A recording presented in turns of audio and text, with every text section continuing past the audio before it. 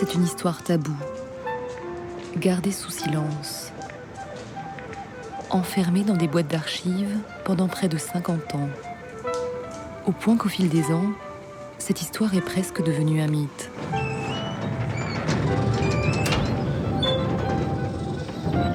Cette histoire est celle de 3000 hommes, femmes, enfants, qui ont un jour été enlevés et que la France a décidé de sacrifier. Les archives s'ouvrent aujourd'hui et dévoilent ce terrible secret d'État. Cela s'est passé en 1962, en Algérie.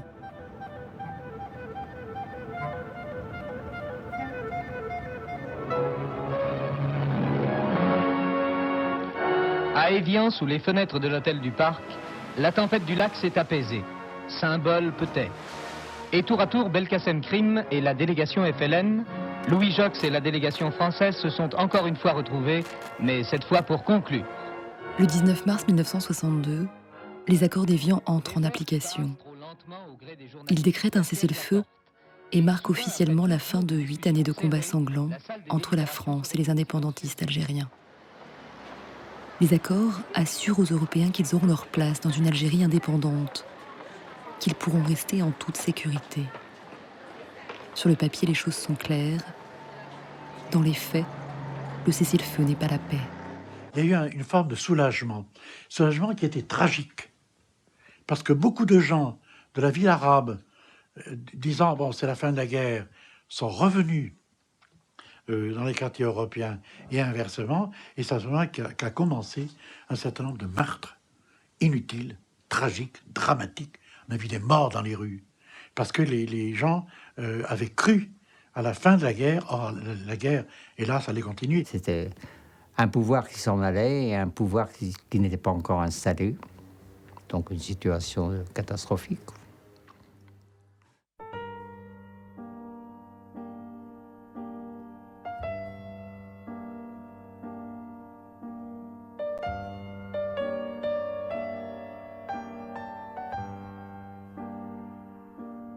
Ce climat d'insécurité, la terreur qui commence à régner nous inquiète, oui, mais on est immature, on a une certaine confiance, on se dit ça va s'arranger. Mais c'est à partir de ce moment-là qu'ont commencé véritablement les disparitions en masse, de véritables razzias. Et alors, on n'osait plus sortir.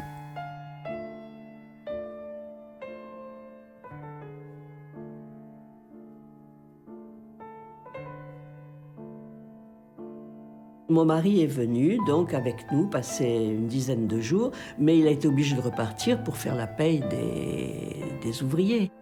Il devait me téléphoner le soir même et il ne m'a pas téléphoné, alors j'ai attendu le lendemain matin pour l'appeler. Et le gardien là-bas m'a répondu et il m'a dit « Monsieur Adam est pas rentré, il a dû être enlevé, il a dû être...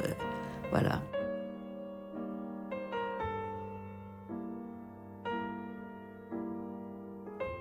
On est monté au bateau en les laissant derrière la grille du port. Et ils ont attendu que le bateau s'éloigne. Et la seule chose dont je me souviens avec précision, c'est que nous sommes partis avec Pierre à l'arrière du bateau pour essayer de les voir le plus longtemps possible. Et que je lui ai dit... Regarde bien ce que tu vois parce que tu ne le verras plus jamais.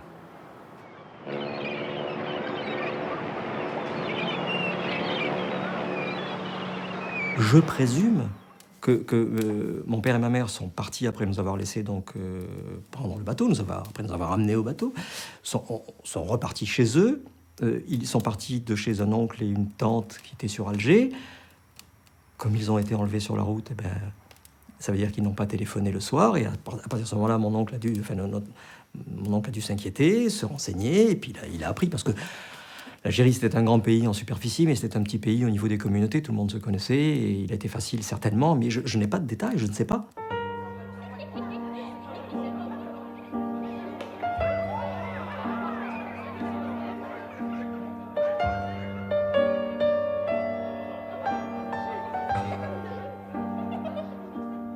j'ai trouvé ma grand-mère en pleurs, tout le monde.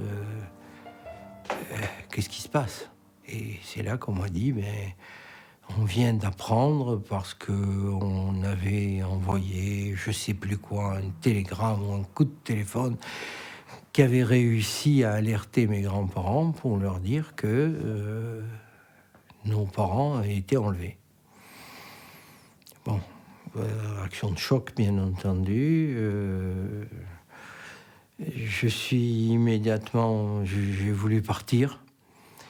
Je connaissais déjà mon épouse. Je l'ai vue le soir même en lui disant « Je repars. Demain, je repars en Algérie parce qu'il faut que j'aille pour essayer de libérer mes parents. » Vous allez entendre l'allocution de M. Louis Joxe, ministre d'État français chargé des affaires algériennes. Quand il s'agit du sort des hommes, il faut avant tout obtenir pour eux des garanties. Des engagements ont été pris à l'égard de toutes les populations d'Algérie. Ils comprennent la condamnation de toute représailles, les garanties des biens et des intérêts de chacun sans discrimination. Or, il se trouve que du 19 mars jusqu'au 5 juillet 62, on a près de 600, plus de 600 d'ailleurs, personnes qui sont disparues. Donc on se dit, c'est un peu bizarre parce que on a en quelques semaines, en 3 mois, le double de ce qu'on a eu pendant 6 ans.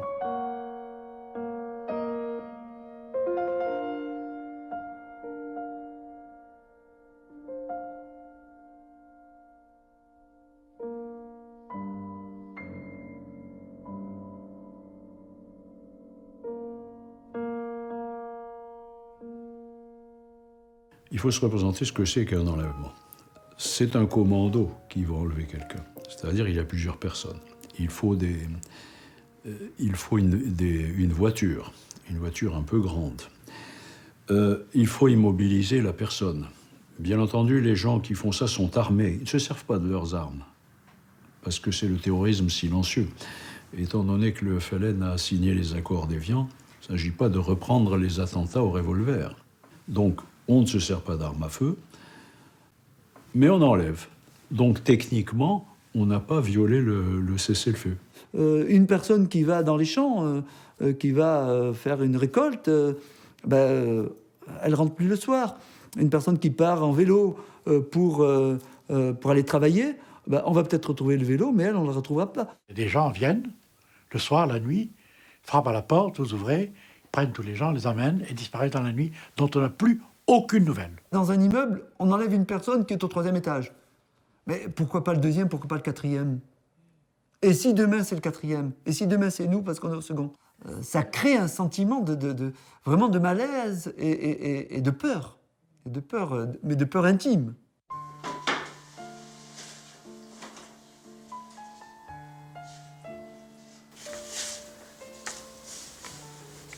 Ça, c'est une lettre où maman parle des événements. Donc, les Européens... évidemment, les Européens en ont assez de tous ces assassinats et surtout de l'impunité des tueurs. Avant-hier... Christine Breuil avait 9 ans en août 1962. Elle était en vacances chez sa grand-mère dans le sud de la France lorsqu'elle a appris la disparition de ses parents, restés en Algérie.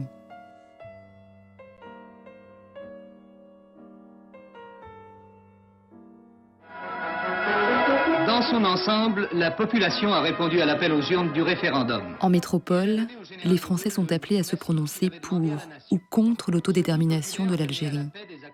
L'angoisse qui commence à habiter les Européens de l'autre côté de la Méditerranée n'arrive pas jusqu'à Paris. S'ils s'affolent, pense-t-on, c'est que l'idée de l'indépendance leur déplaît. Mais Louis Joxe, le ministre des Affaires algériennes, en est sûr, les esprits vont s'apaiser. Il pense que ces accords, qui ont été vraiment négociés pied à pied, qui ont été difficiles, vraiment difficiles, sont un aboutissement heureux. Et il est, somme toute, assez optimiste sur la suite des événements, parce qu'il fait confiance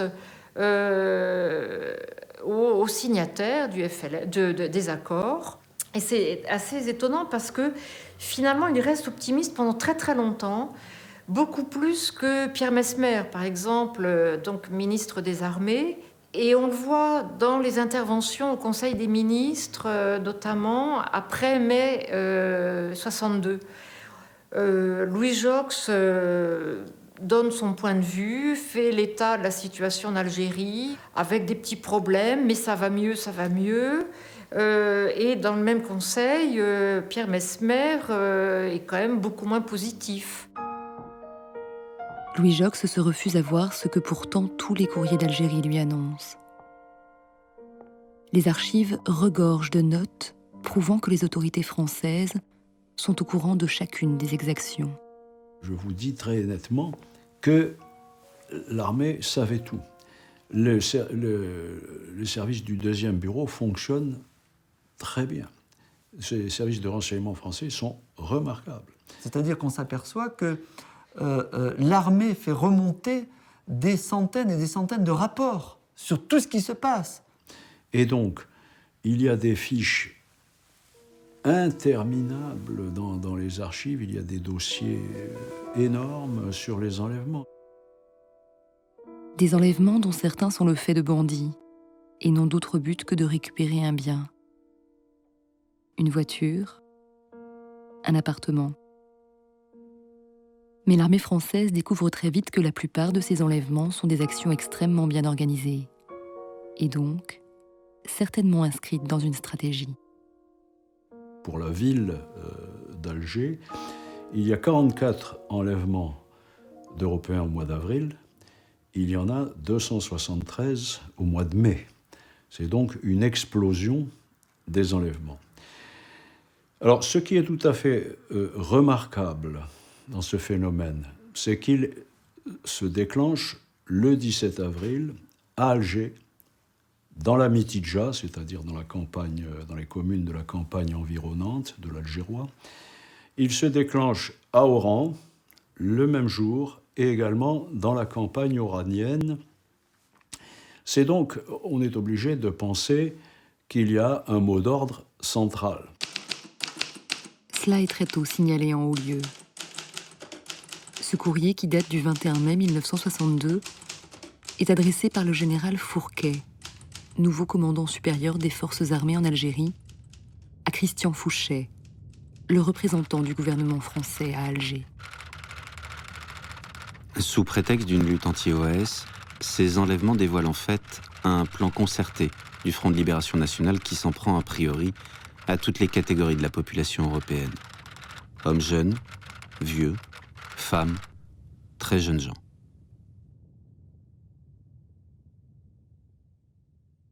Le but, c'est de faire partir des Européens. Et la terreur est le bon moyen pour faire en sorte que ces Européens partent. Mais on peut imaginer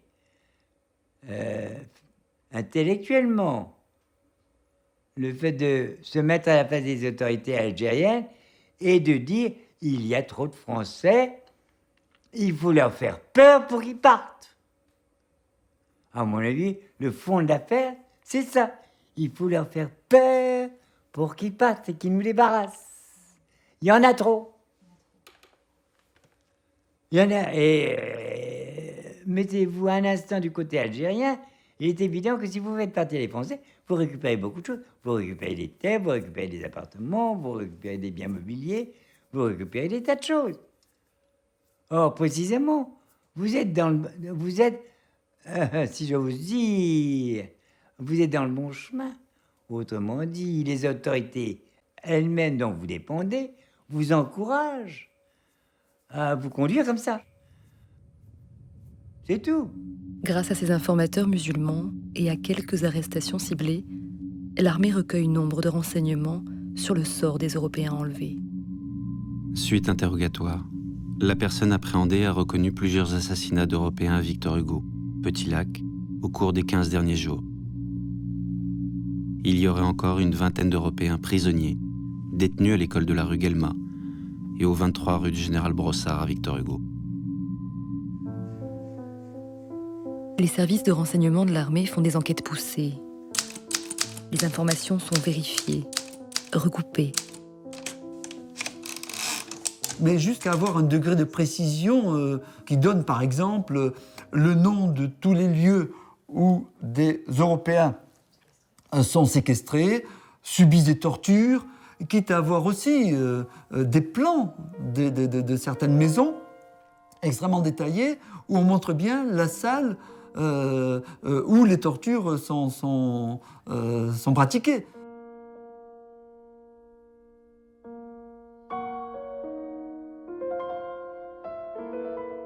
Il y a une maison de la Casbah, dans la basse Casbah, où on dit il y a des Européens qui sont détenus là, des gens enlevés. Ils sont égorgés à intervalles réguliers. On sait où, on connaît l'adresse, on connaît le...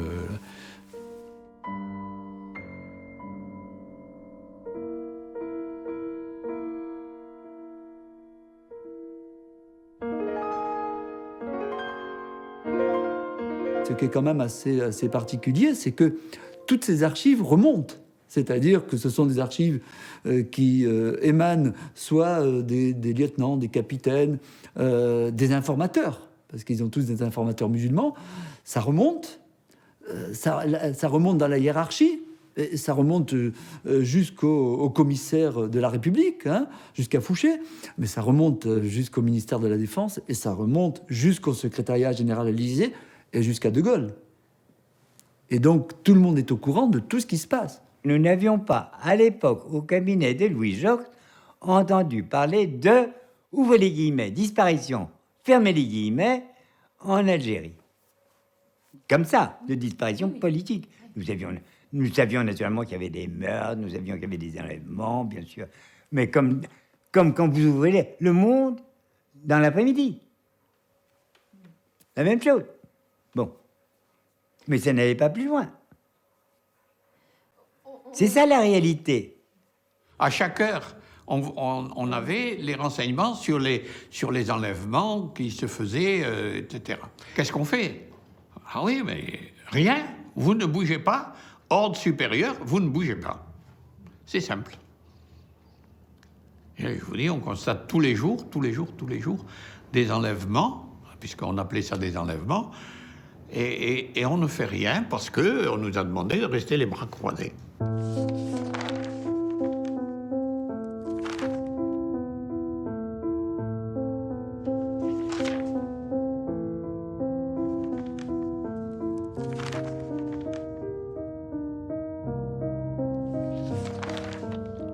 Il y a véritablement dans les archives des histoires incroyables. Il y a Félix Cross qui est là et qui se fait enlever sous les yeux d'une patrouille française. Mais complètement enlevé, hein, par un commando du FLN. Et il y a quand même des personnes qui sont là, des passants, hein, et qui vont voir cette patrouille, qui leur disent « Mais attendez, vous venez pas de voir comme nous, on vient d'enlever une personne, vous faites rien. » Et le responsable du groupe de l'armée française dit « Mais nous avons ordre de ne pas intervenir, nous ne pouvons rien faire. » Et en fait, on va retrouver quelques jours plus tard Félix Cross assassiné, enfin, un peu plus loin, fusillé un peu plus loin. Et le FLN s'est rapidement rendu compte que nous restions enfermés, qu'on ne sortait pas, que nous n'avions pas d'armes, et que par conséquent, ils agissaient comme ça, à leur gré. Il n'était pas question de faire appel à l'armée à ce moment-là. Hein. L'armée était sous les ordres du général, et on sait très bien quels étaient les sentiments politiques de l'armée, je les passe, mais l'action de l'armée était aux ordres du président de la République. La hantise du général de Gaulle, enfin sa hantise, en tout cas ce qu'il répétait souvent, c'était « on ne va pas refaire la guerre d'Algérie ». Donc, prendre une posture trop radicale à l'égard de l'Algérie, c'était, d'une part, ne pas respecter les accords d'Évian que nous avons signés. Et pour le général de Gaulle, la parole et la signature de la France doivent être respectées. On applique les accords d'Évian. Les autres, Bon, ils se débrouillent. Ils seraient sûrement sortis de leur caserne. Sûrement, ils auraient fait des enquêtes. Sûrement, même, ils auraient découvert des choses. Mais ils avaient reçu interdiction de s'en occuper. Point final. Le processus initié par les accords d'Évian arrive à son échéance. Le 5 juillet est fixé comme date de l'indépendance. Une journée de festivité qui, à Oran, va se transformer en cauchemar. Tout avait commencé dans la liesse. Mais à 11h du matin, des coups de feu sont entendus.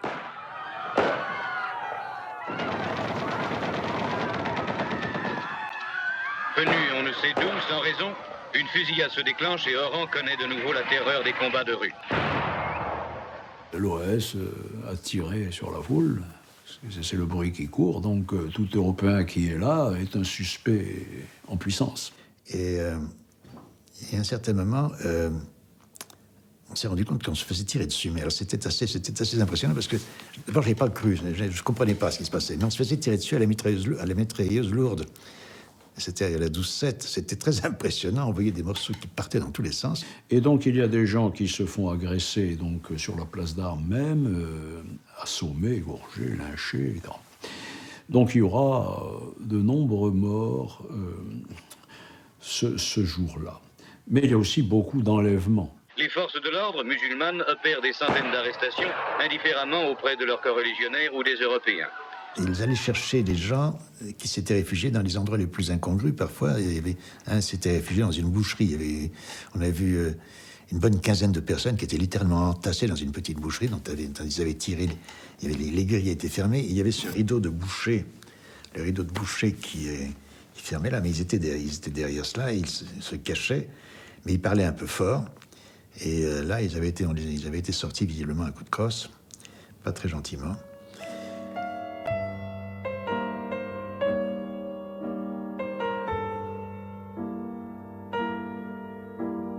C'était très extraordinaire. On les voyait passer. Ils ne réclamaient rien, ils ne disaient rien, ils étaient silencieux. Ils marchaient en cortège, mais silencieusement. Ils ne parlaient pas entre eux. Certains avaient les mains derrière la nuque, c'est exact. D'autres les avaient le long du corps, mais c'était très étrange. C'était très étrange. On ne savait pas du tout ce qui se passait. On ne savait pas si on les accompagnait quelque part. On ne savait pas. On était dans l'ignorance la plus totale à ce moment-là. Le témoignage qui suit a été recueilli par un délégué de la Croix-Rouge internationale en 1963. Une jeune femme algérienne raconte par le menu sa journée du 5 juillet. Un document rare, oublié et pourtant capital pour comprendre ce qui était devenu ce jour-là. Dans les sorties, on voyait plein de klaxons, des voitures. Et puis, ensuite, on est passé vers la mur. Alors c'était une horreur à voir, il y avait plein de sang dans tous les rues. Et puis tout d'un coup on entend les klaxons derrière nous, et puis des hommes armés quoi. Et dedans il y avait des Européens qui prenaient partout. Alors on est passé près des bâtiments de la mur, on a vu un militaire là qui était contre le mur, il avait les bras en l'air, on était en train de le fouiller. Et puis ensuite il y a un qui vient en courant et qui lui donne un coup de poignard, il l'a poignardé. Et puis après, un autre, il a tiré 2 balles et il est tombé. Alors ensuite, ils ont tiré des pieds, ils l'ont donné à une bonne femme, je ne sais pas ce qu'elle voulait en faire. Elle avait un grand couteau, là. Puis on a continué, on est passé près de Victor Hugo. Il y avait aussi plein de gens, là, tout autour. Et ils apportaient les Européens, ils les plaçaient, ils les faisaient courir. Et ils leur tiraient dessus. Face au mur, on devait être à peu près une cinquantaine. On était très serrés. Et il tapait à coups de crosse de masse 36 sur la tête des gens et dans la colonne vertébrale des gens. Et quand ils étaient à terre, ils en ont tué à peu près 3. Moi, j'ai pris un corps sur moi et il a eu l'arme qui s'est enrayée. Et il avait une Mat 49. Et il a pris un fusil de chasse. Et j'avais le corps sur moi et il a tiré à la chevrotine. Mais s'il avait eu la Mat 49, je la prenais. Et les femmes sortaient, ils me disaient, mais t'es fou, mais tu vas te faire tuer. Et les Arabes, ils disent, les Arabes arrivent. Je dis, mais qu'est-ce qu'ils vont faire les Arabes? Mais ils disent, ils vont tuer les Européens. Je dis, vous êtes malades? Pourquoi? Ils disent, la paix. Il dit, c'était hier, c'était avant-hier, le 4. Et alors, il dit, non, fais attention. Il dit, non, tu restes pas, il faut que tu partes. Et alors, elles sont montées en voiture avec moi, se sont voilées pour passer. Autrement, les gens me diraient, j'ai eu deux coups de fusil. Ce sont des femmes algériennes. C'est les femmes algériennes qui m'ont sauvé, oui. Autrement, je me faisais fusiller. Des camions entiers d'Européens qui sont raflés, qui sont emmenés au Petit Lac, ce qu'on appelle au Petit Lac, à Oran, qui est un quartier musulman, et qui sont liquidés, fusillés ou lynchés sur place, et qui sont enterrés dans le Petit Lac. Mais où était l'armée française pendant ces massacres ? Les différentes compagnies assistent depuis leur caserne à cette chasse à l'européen et en informent leur commandement tout au long de la journée. 100 Européens enlevés place Foch par ALN, emmenés vers Ville-Nouvelle. Place Foch, un Européen tué en Employés civils PTT en danger. Femmes et enfants européens réfugiés au bureau de la protection. Employés civils palais de justice en danger. Les patrouilles FLN contrôlent des Européens. Demandons autorisation d'intervention. Ils subissent des sévices. Appel au secours. Des familles européennes habitant quartier Cinéma Rex seraient amenées par la force multiplication tentative d'enlèvement d'Européens. Blessés, boulevard Marceau. Force locale et ALN pillent immeubles européens. Des musulmans tirent sur tous les Européens. Européens lynchés à 12h, boulevard Paul Doumer, récupérés Barrage par les FLN. Des Européens arrêtés et condamnés. Demandons autorisation d'intervention. Appel au secours. Malgré ces demandes d'intervention, les instructions sont très claires. On ne bouge pas. Les troupes restent consignées. Certains militaires vont pourtant désobéir aux ordres. Des membres de l'armée vont réagir parce que devant ces massacres, ils sont obligés d'intervenir. Ils se sentent dans l'obligation d'intervenir, d'autant qu'ils sont eux-mêmes pris à partie. Et c'est par exemple autour de la gare où le lieutenant Rabat Khelif va décider d'intervenir et va tirer, va demander à ses hommes de tirer pour sauver une population européenne qui est prise à partie et qu'on est en train de liquider. Hein. L'armée, en même temps, globalement, son commandement a perdu son honneur, et en même temps, son honneur a été un petit peu sauvé par des initiatives individuelles, lesquelles ont été parfois condamnées. Ce jour-là, le lieutenant Rabat Khelif interviendra 3 fois. Il sera convoqué quelques jours plus tard par le général Katz, commandant en chef de l'armée française à Oran, et dont émane l'ordre de ne pas bouger. Katz lui dira « Si vous n'aviez pas été musulman, je vous aurais cassé. » La position du général Katz, elle n'est pas ambiguë. On a voulu dire souvent qu'il avait fait ce qu'il avait pu, qu'il avait reçu des ordres, et puis dans son livre, un peu livre mémoire, livre témoignage, qu'il écrit presque 30 ans après l'événement, il essaye de se dédouaner de tout, en disant, 1, qu'il n'était pas tellement au courant de ce qui s'est passé, 2, qu'il n'y avait pas eu autant de morts que ça, que 3, au Petit Lac, par exemple.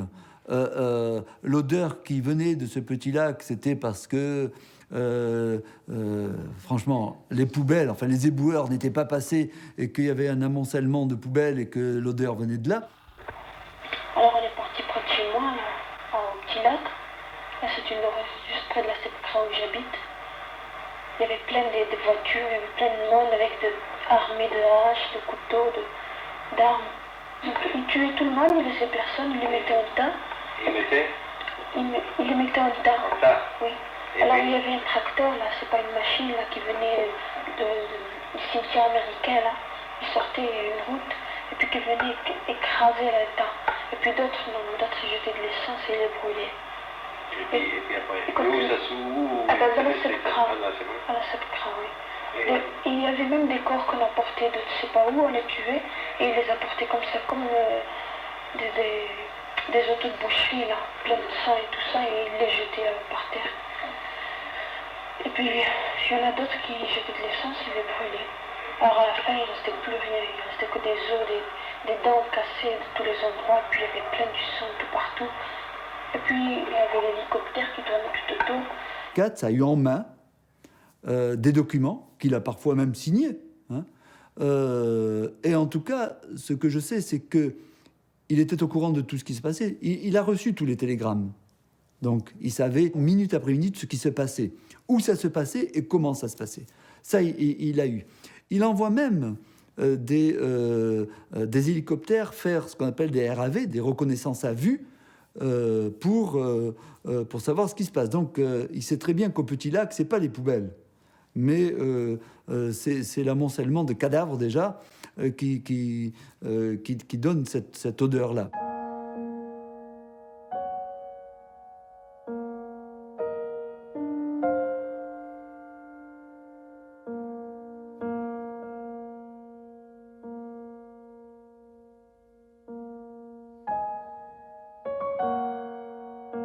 Selon les dernières recherches, quelque chose comme autour de 350 personnes assassinées. Et auxquelles il faut ajouter 350 personnes portées disparues. D'après la recherche d'aujourd'hui, il faudrait y ajouter aussi une centaine de musulmans qui auraient été assassinés ce jour-là.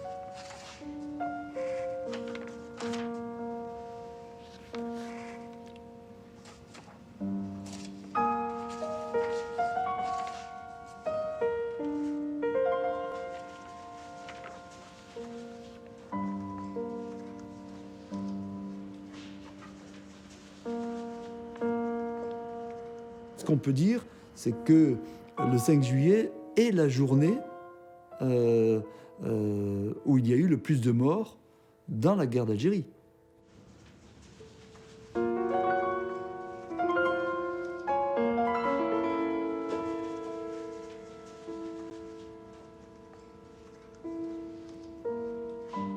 Alors De Gaulle dit, il y a une phrase extraordinaire, à un moment, il dit « Pour la France, en Algérie, les choses se passent bien ». Quelques jours après le massacre d'Oran. Pour la France, à part quelques enlèvements, les choses se passent bien, ça se calme, les gens qui étaient partis reviennent, il y a des fonctionnaires qui... Enfin, c'est véritablement la vie en rose, quoi.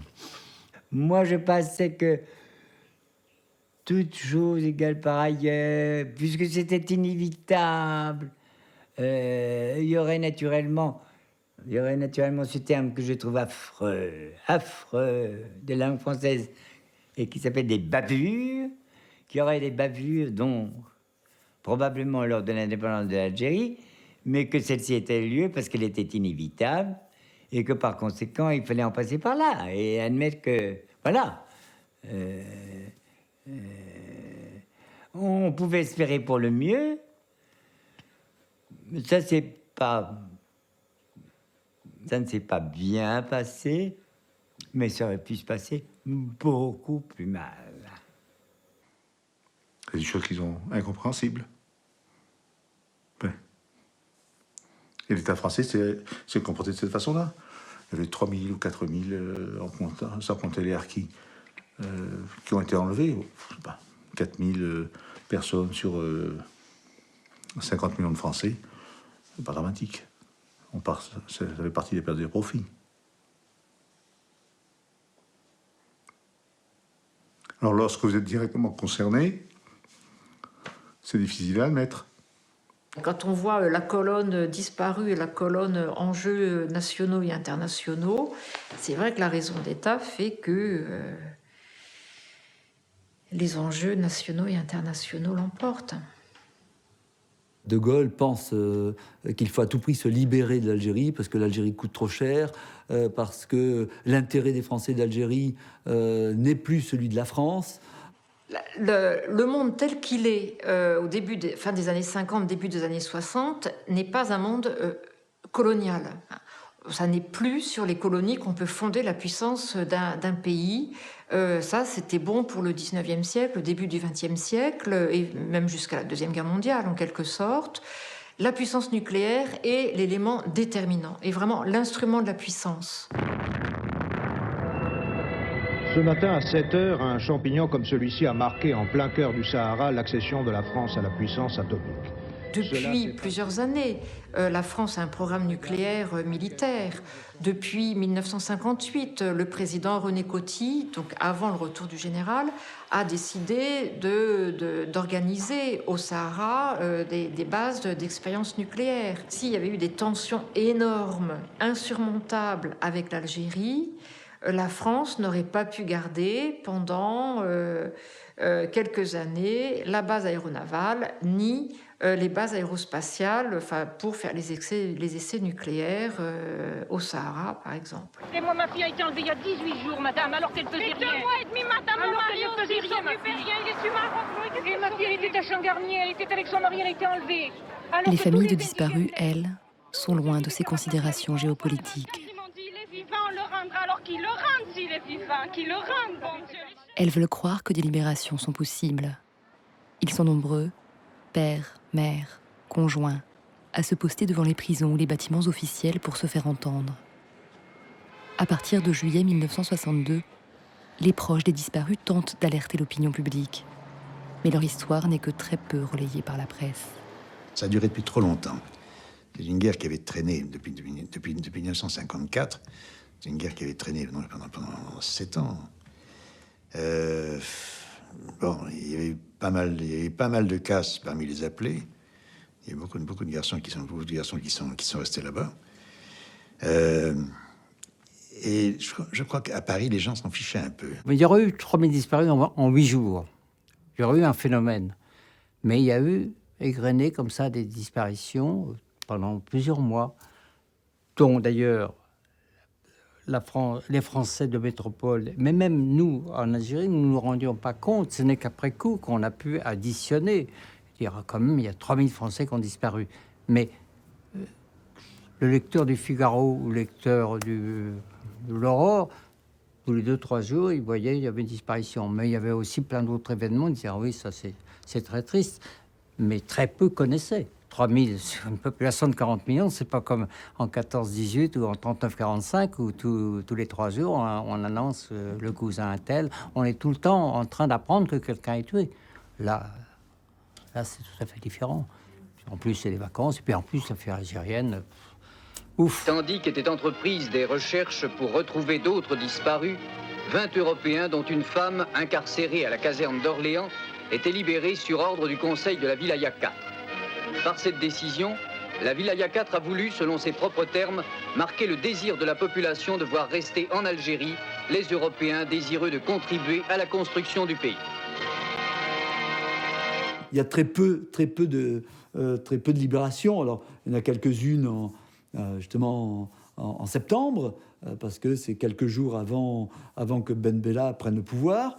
Il va y en avoir encore un petit peu en août, mais ce sont des libérations qui sont quasiment orchestrées, qui sont... on convoque la presse pour dire, regardez, ça y est, maintenant, tout va bien, c'est le calme, c'est plus le chaos, on libère 20 personnes, 30 personnes, 40 personnes. Sauf qu'il y en a plusieurs centaines qui sont toujours séquestrées, hein, et dont on ne sait pas ce qu'elles vont devenir. Soit on va les retrouver mortes, soit complètement disparues.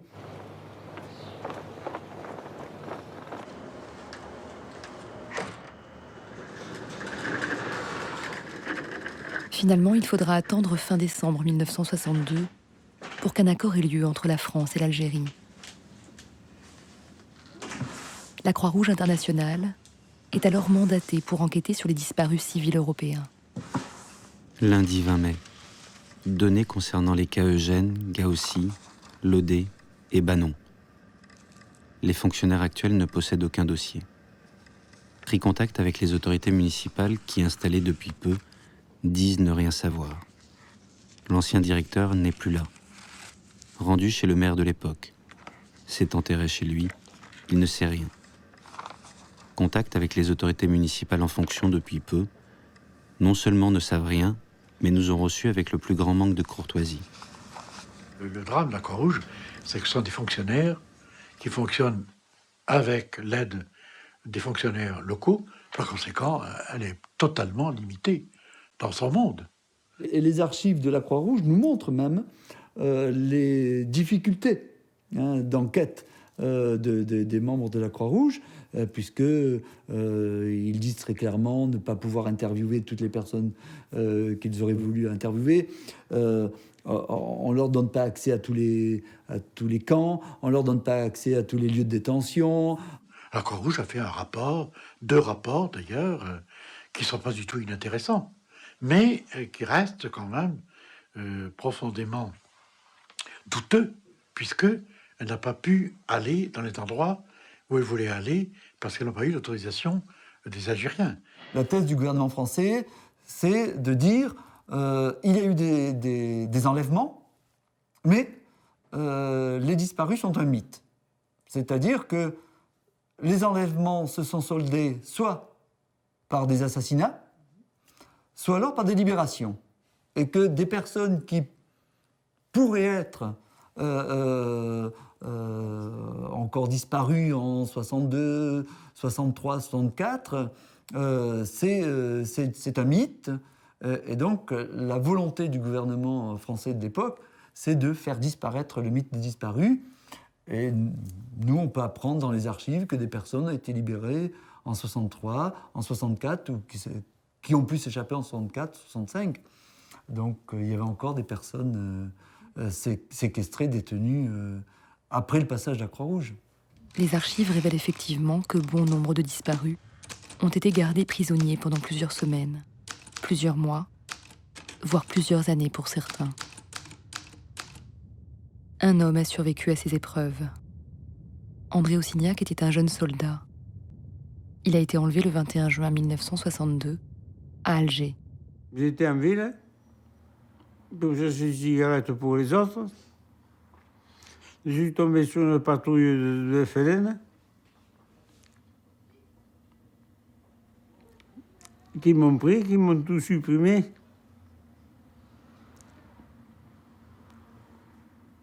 Ils m'ont embarqué dans un camion où on était plusieurs.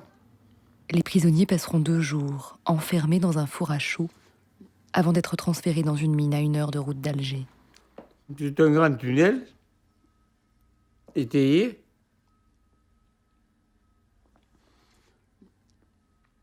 Il y a un piocher du minerai de fer. Il y avait un coin où on faisait les besoins. De le manger, c'était... Je portais un plat comme ça.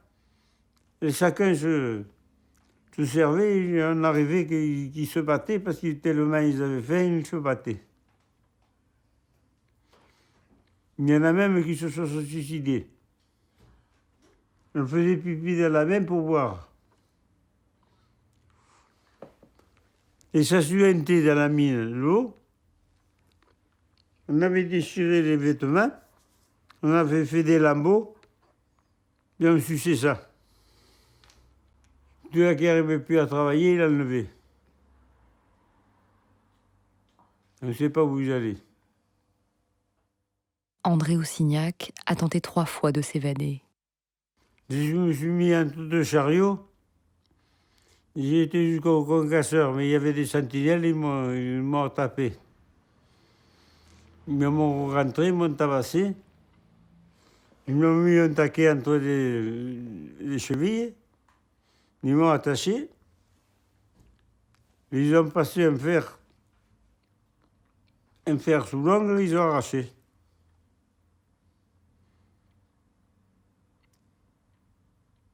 J'ai senti le premier, j'ai pas senti le deuxième parce que je suis tombé dans les pommes. La 3e fois, je me suis fait enterrer dans le chariot. Parce que j'avais remarqué que les chariots qui passaient, ils se vidaient dans le concasseur. Il y avait une grille pour les gros morceaux. Alors je me suis fait enterrer dedans, je me fais vider dans la trémie, et j'ai réussi à sortir. C'est pas un acte de courage. Hein. Il a la peur de mourir.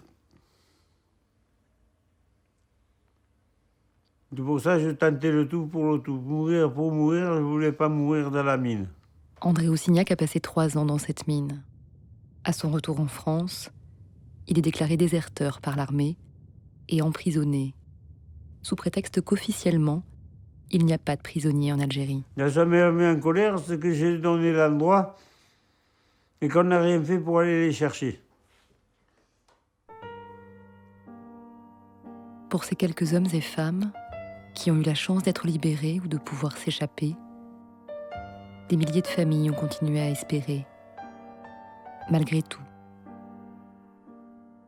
Des gens qui vous disent parfois, tiens, on a vu quelqu'un qui ressemblait à ton père. Il paraît que... Alors, on sait que ce sont des faux espoirs et puis des fausses informations, mais on s'accroche à toutes les informations. Toutes les voitures, je peux dire que toutes les voitures qui passaient, j'attendais qu'elles s'arrêtent, et j'avais pas de téléphone à l'époque. Et j'attendais que ce soit mon mari qui arrive. Je me suis dit, il a pu aller chez ses parents, on lui aura donné mon adresse, et il sera venu me retrouver. Mais je l'ai attendu, là, pendant toutes les nuits, quoi. Tout le temps. Enfin, moi, en tant qu'enfant, je pensais qu'ils allaient revenir. C'est la seule certitude que j'avais. Bon, ils avaient disparu, mais ils allaient revenir. Il n'y a pas un jour où je n'y ai pas pensé. C'est terrible. Enfin, c'est terrible et puis rassurant à la fois. Alors bien sûr que la raison, bien sûr, il est évident qu'ils sont décédés. C'est une évidence. Mais sans preuve. Moi, je ne veux pas trop y penser parce que c'est extrêmement douloureux. Moi, j'ai la douleur parce que je savais ce qu'on faisait à ceux qui étaient enlevés. Et ça, c'est ça pendant 2 ans qui m'a hantée. Je faisais des bonds dans mon lit tout le temps, toutes les nuits, des bonds en imaginant ce qu'il avait pu subir. Et ça c'était... Alors, c'est pour ça que j'essayais de ne pas trop y penser, parce que ça, c'était très, très dur. Mais vous ne souhaitez qu'une chose, c'est que la personne enlevée ait été abattue. Elle n'ait pas souffert. C'est reposant, c'est une libération pour tout le monde, ça vous permet de vivre. Vous ne pouvez pas vivre avec un cauchemar ou en vous disant qu'est-ce qu'ils lui ont fait, comment est-il mort.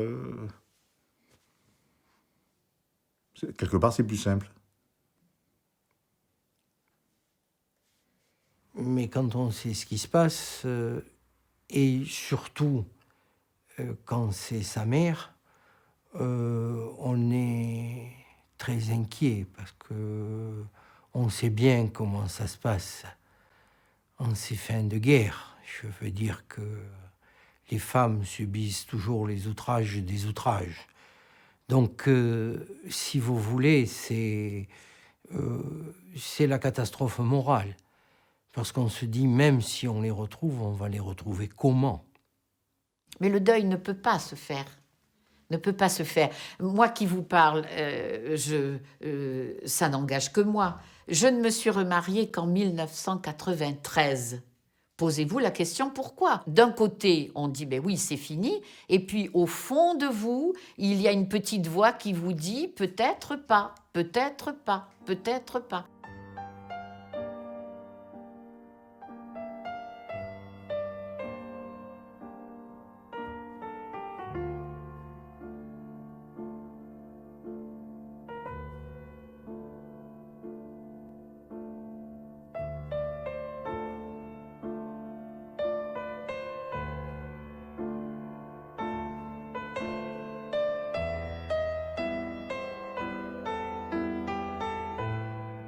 Et on a envie de crier. Oui, on a envie de crier, mais crier à qui, à quoi? Moi, je suis une petite bonne femme au milieu de gens qui sont tellement plus forts que moi. Il y a tellement de mensonges et de duperies, de cachotteries. Et on a tellement l'impression d'emmerder tout le monde quand on parle de ça. L'État français a fait une erreur. Il ne veut pas assumer cette erreur. Il a trahi ses ressortissants. L'État doit aide et assistance à tous ses ressortissants, où qu'ils soient. Il doit aide et assistance. Il n'a pas, pendant cette période, amené cette aide et cette assistance. Le silence d'État, c'est le silence de l'État français, mais aussi de l'État algérien, de ne pas considérer les enlèvements et les disparitions de civils européens pendant la guerre d'Algérie comme un élément important de la guerre. C'est-à-dire qu'un pays comme l'autre, à un moment donné, font taire toute revendication, toute volonté des familles de connaître un peu la vérité sur les personnes disparues. Et donc, chacun se met d'accord pour dire on ne parle plus de disparus.